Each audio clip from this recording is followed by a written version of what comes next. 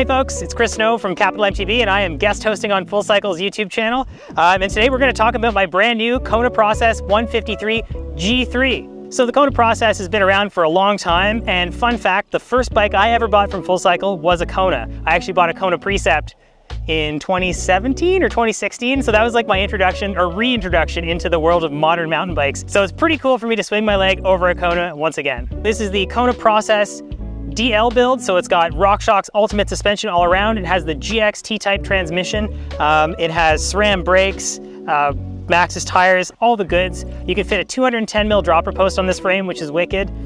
In terms of geometry, this bike is a little bit on the conservative side, but that's not such a bad thing. The wheelbase is a little shorter than bikes out there these days. It's also a little steeper in the head angle than some other bikes out there, but that means it handles a lot snappier. It's a lot easier to get around corners, and I find the somewhat slack C-tube angle to be really nice for those more aggressive climbs. It puts you over the front wheel a little more, so you're weighting the front wheel, and it just works a lot better in our East Coast janky, technical, semi-flat terrain. Oh God, I forgot the most important part. This bike has flip chips, so that means you can convert it to a mullet, or you can run it as a full 29er setup, depending on how you like to ride. And I'll let you in on a little secret. When you flip the bike to a mullet, you actually gain some travel. The bike goes up to 158 mils in the back, and the suspension gets a little bit more plush. So that's actually really cool. So although this is the top spec build, Kona also has a build that has mechanical drivetrain and a Fox kit that is less expensive. They also have an aluminum model of this bike.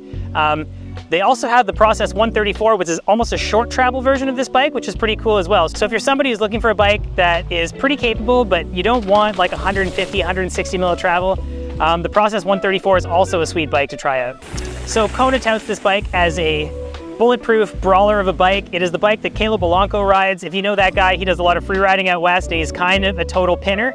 This bike is also dead silent because it has tube-and-tube cable routing, which is really nice. It means there's these little tubes in the frame that all the cables run through, and it keeps them nice and snug in there so they don't whack around in the down tube or the top tube or the seat stays.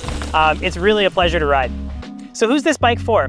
I find that this bike is really well positioned for somebody like myself who doesn't necessarily want the longest bike, but wants a very capable bike. It has 153 mils of travel out back, or 150/80 to switch it to a mullet, and it has 160 mils of travel up front, which is more than enough to get you through like Camp Fortune, Mont Saint Marie, all the trails that we have around us. But it also pedals really well. It doesn't feel unwieldy when you're going on those sort of longer cross-country rides. But yeah, it's got the suspension to back up big enduro days or big lift days if you need it to.